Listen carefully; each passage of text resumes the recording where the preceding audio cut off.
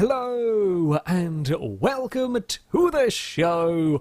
I am here today playing some Forza Motorsport 7. Yes, I'm going to have a little look at the career mode and the way the car collecting works on this game. Forza 7 does car ownership, I guess, slightly differently from what we have seen in the past, and to me that's quite interesting. A lot of games are very keen to have, an economy system and buying of various cars, and of course Forza still has that. However, it's kind of locks stuff away a little bit more, so you kind of have to progress through the game more rather than just throwing open everything at the start, like a lot of games and a lot of Forza games previously have done. It is now kind of broken down into a collecting system. You might be a fan, you might not. I quite like the addition of this. I mean, I've always been a fan of Enthusia, for example. That was a game in which you got cars randomly at the end of each race. It means if there was a particular car you wanted, you couldn't immediately go out and find it necessarily, but I thought it was an interesting way of doing things. It's not quite to that crazy level of extreme, but basically your cars are broken down into a rarity system. So you have your common cars. There's mostly starter cars in these. I say mostly starter cars. I mean, there are some more advanced. There's a Formula Mazda in here. It's not just this is the category of E-Class cars and so on and so forth. But yeah, it's your vague beginning cars. You can pick whichever one of these you want. You start with 100,000 credits, so plenty of money to go and buy stuff with, and you'll unlock them relatively quickly. Now, you'll notice some of these cars are locked, and you can't buy them straight from the game. You have to win them from various events. I believe you can get them from the auction house. Currently, the auction house isn't working, or you can get them from the car crates. So, yeah, it's kind of broken down into a tier system. You've got the uncommon cars down here, which I have unlocked. You have to buy about 4 of these common cars before you buy 4, win 4 of those before you move on to the next one. And then there's the rare, the super rare, the legendary, and so on. Yeah, it's a different system. Won't be to everyone's liking, but I don't mind it. I don't mind it at all. It's something a little bit different. Let's go and jump into the Forza Drivers' Cup. So, the way the single-player races work, there are many races. There is much stuff to be getting through. They're broken down into new categories. These are interesting. It's not just specific to a certain class of vehicle. There's special requirements to the build. I can't do the supercars at the moment because I'm not high enough tier to buy any of them. If I won them in a prize crate or in another race somewhere, I guess I could enter it. I don't actually know. We're going to go and do some trophy truck racing because, trophy trucks on a circuit sounds like a lot of fun to me. Does mean I need to go and buy a vehicle. So these are all the various ones that are eligible for this series. I did have a very quick look through these, and I'm not quite sure why you would go for the Polaris one when it's got less power, less torque, a fair bit more weight than the Ford. Despite the fact that this has slightly more PR. I'm not quite sure. How all of that works. Either way, I'm getting the Ford. So, yeah, let's go and grab this one and see what the trophy trucks might be like racing. So I'll spend 89 grand on this. We will get some more collection scores. So I'm, 2/3 of the way through tier 2.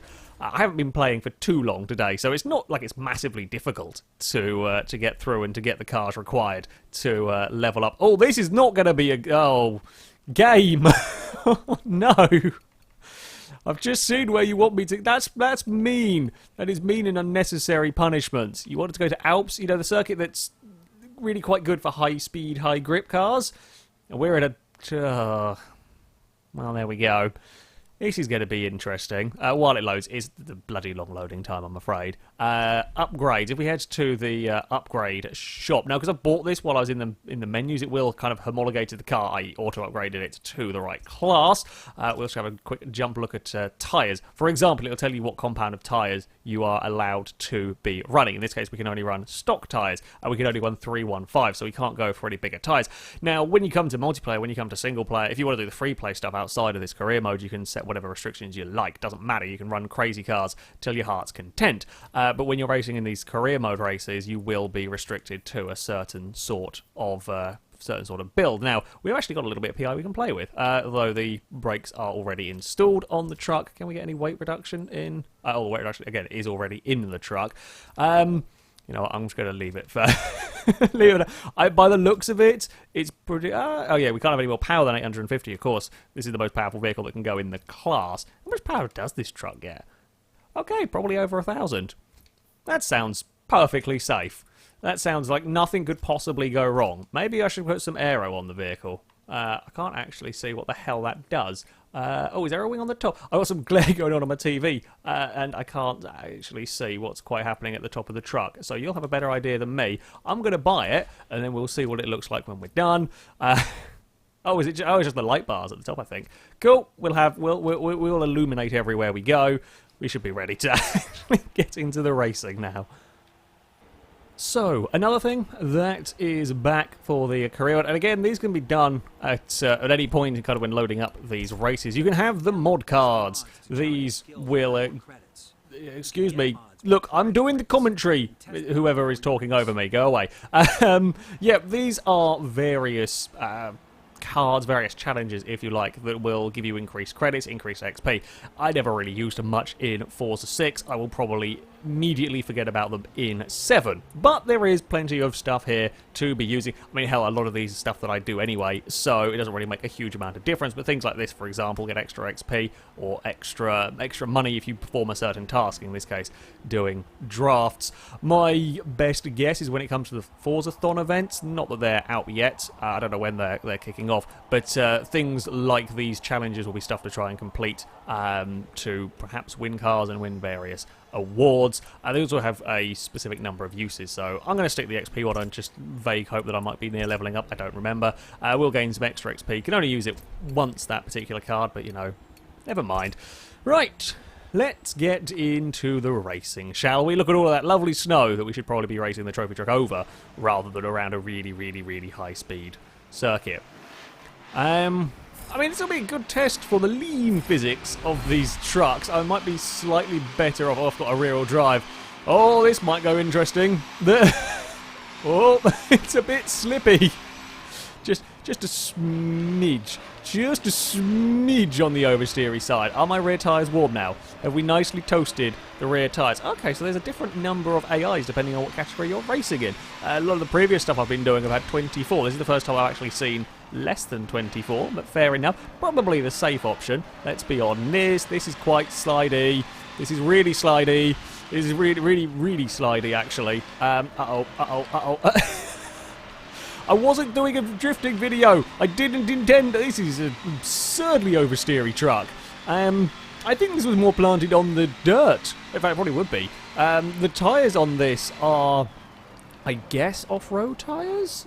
Just judging by the look of them, they look like that. Well, the standard truck tyres are off-road tyres. There was an option for slicks, which is nice to see. On Horizon 3, you were very limited to your tyres you could put on off-road vehicles, as in, well, it was either off-road tyres or, well, they're standard tyres or rally tyres. Some of them you couldn't actually get slicks onto them. So these can, there's not like there's street and sport compounds, but we can put it on racing slicks, which probably would have been really bloody nice, because this is so unbelievably oversteery, and I'm struggling. Oh, you're in an off-road truck. Why are you worried about a small crest? Uh-oh. I'm going to be worried about a small wall in a minute. Oh, things are good. Things are fine. We're only bumping into everything. Just everything at the moment. Let's have a dive up the inside into this final long corner. Oh, no, never mind. We're going to have a lean. Thank you, Minnie. You've been really helpful. Now, if we can just straighten. Please, go straight line truck. Please. Thank you. Okay, that's just about good enough. No. Yeah.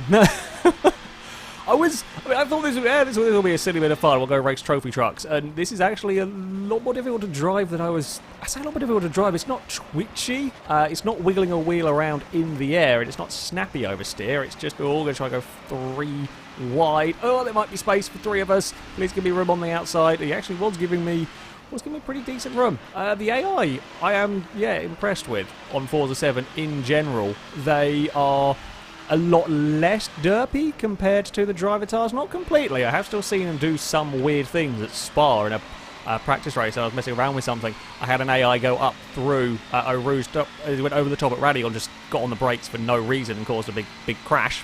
That was interesting. I just about managed to avoid it, but yeah, on the whole, they aren't too dopey, and they do generally race pretty well.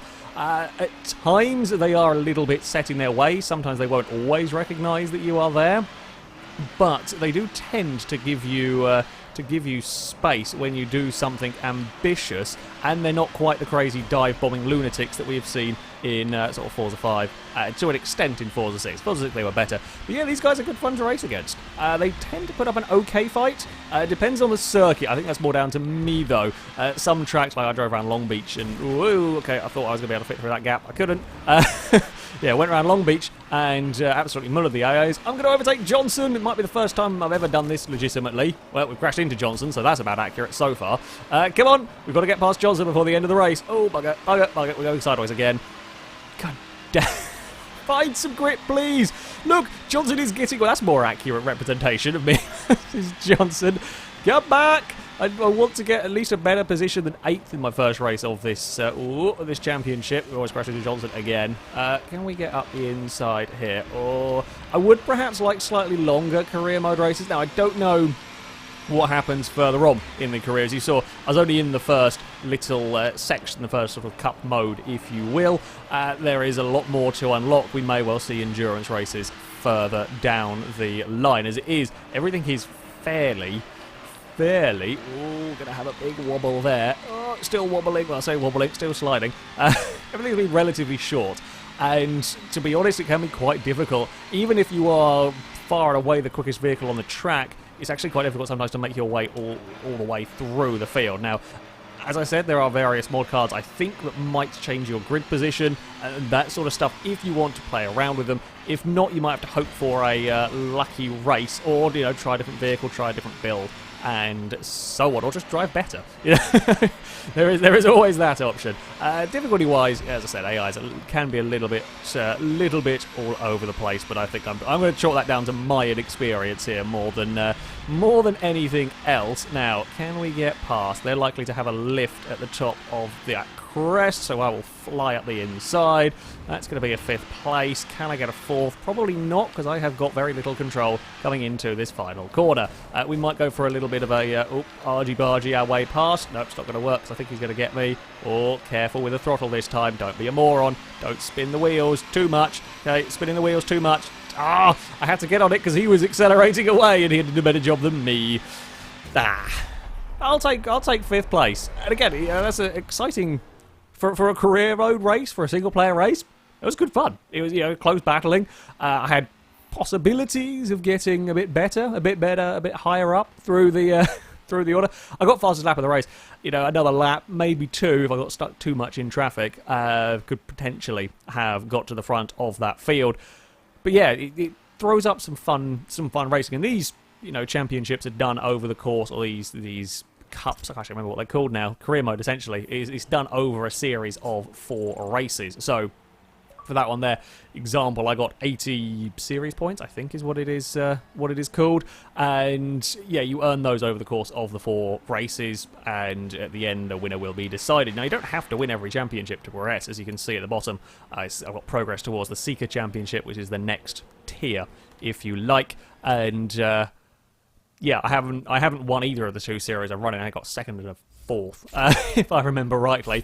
We've got some extra XP, we've earned some money, and we were miles away from leveling up, so that's not going to happen anytime soon. When it does come to leveling up, as you can see on the side, you'll get a choice of one of 3 rewards. You can go for money, you can go for a car that will either be free, such as the RX-7 is. There'll be a discount depending on your tier level. It will depend on how much discount you get, but basically the car will be incredibly cheap, or you can get one of the special driver gears. I've tended to go for the car, but yeah, it's up to you. Depends on what you want. We will go back to the menu so that we can go and have a play around with the special events, because the showcases, they are also back. Again, I'm assuming there is a certain amount per sort of little areas. Basically, I can kind of see one. There's a Bronco one over there. There's a Porsche one in there. That looks like it's got Fiesta. It looks like something else. CLK GTR vintage. Looks like a Aston Martin DB1. and various other ones. And in these particular events, this is how you unlock some of the sort of special cars. So you will go for the Gymkhana 9 Focus, or you want to go for the limo. Shall we go have a look at bowling? So, yeah, basically the same as we played before, only we've got a limo to be trying to do this one with. This can only end really, really well. I seem to remember my preferred technique. I don't know if this limo is going to be modified at all, or whether we're going to be standard. Doesn't feel like it's particularly faster than it used to be. The best technique I always found, especially now we have a limo, is you kind of handbrake and not really kind of slide, but I tend to just hold the handbrake and skid my way through the things. That was not a particularly good one. Yeah. That one is. I try to remember if these are very, very similar layout to previous. Although I don't remember. I don't play bowling enough. Okay. So we want to go through the gold ones. Gold ones worth more. I think I managed to miss one on the inside. We need like 48,000, I think it was. There probably is a way of getting both sets of those pins. I don't know what way that is. I don't even know which ones of these I want to go to. These have gold in them, which are worth considerably more, so we will aim across for that. Now we've got a weird crisscrossy over bit, and I don't know if I've made the right decision. Aim for gold stuff. Oh, I don't know if I can get the back of that with the back of the limo. It might take a little bit more practice. Oh crap, there's gold ones out wide. Yeah, I mean, there's some tactics if you want to try and go for real high scores on, throwing limos through, I've gone the wrong side, throwing limos through pins around the Top Gear circuit, or old Top Gear circuit, don't really talk about the new one. Yeah, oh god, final corner, understeery, handbrakey, that'll do. Kind of works, and then chuck it, chucked it with too much speed, we did it, we got the gold target either way, I've broken the car, doesn't matter, woo, celebration across the line, it'll do. It'll do, it'll level me up, and I will have the most important car in Forza, of course. We will have a limo unlocked to do silly things with. Thank you, game. Only chance. Yeah, cocked up a couple of the little bits there. We will continue, and I meant to pay attention to see if we'd level up. Not driver level up, but level up as in unlock the next tier of championship. Fingers crossed. We might have done, or we'll certainly have got quite close. Okay, we have the limo. No, we haven't quite leveled up. Fair enough. But, yeah, so that's kind of how the career races pan out. There's plenty of other distractions, if you like, the showcase events along the way. By the looks of it, when you get to the end, you have to try and beat one of the legendary drivers or whatever to make a progression. You'll probably win. By the looks of it, a Horizon Edition car for each of them. They all look like... yeah, the little Horizon Edition vehicles potentially, so yeah, it's another there's a progression. It's more races to be doing. The final thing that we are... Actually, no, two final things we're going to look at today in terms of the cars and whatnot. Speciality Dealer is an interesting addition, this one. Special cars will appear in this... dealer for a limited time only.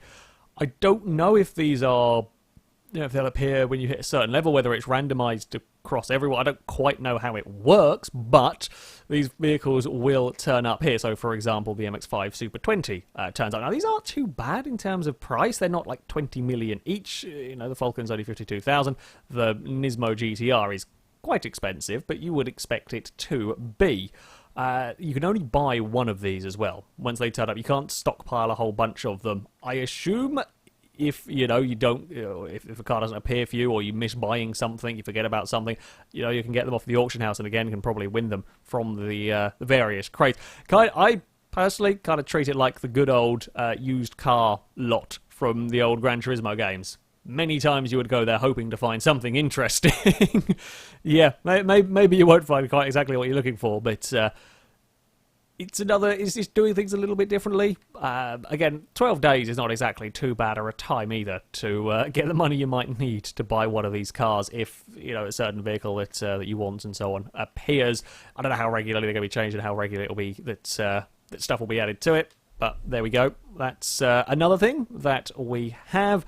Shall we, where are they? Finish off with, it's typical on the main page. We'll have a look at the prize crates that for now are still only, yeah, they're bought with game money. So hopefully it stays like that.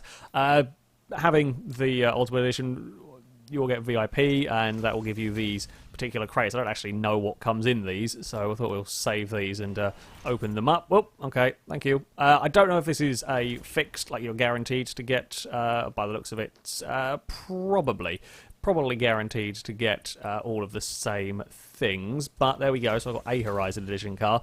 Again, the Horizon Edition vehicles give you, various bonuses. Hey, we've got a Ram, we've got the Escort, various driver gears as well. They can give some quite specific bonuses as well, I noticed when I was looking through. You can actually buy the Horizon Edition cars straight up as well. They're not just stuff that's found in boxes or from events. You can just go to the normal showrooms and buy them. So all of the cars, the VIP suits are different, but all of the cars that I just unlocked, I believe, can be bought, which we will just go and have. I'm fairly sure I've seen the Chevrolet somewhere around about. There we go. So yeah, the Forza Edition cars can just be purchased outright. They are, I say, a little bit more expensive. It's not that bad, 115,000 as opposed to 61,000. Yeah, okay, more expensive. But you also get, by the looks of that one in particular, you get 30%, sorry, more credits. It was a Ram, wasn't it? Because I think the Ram Runner is a separate category. It's not a Dodge.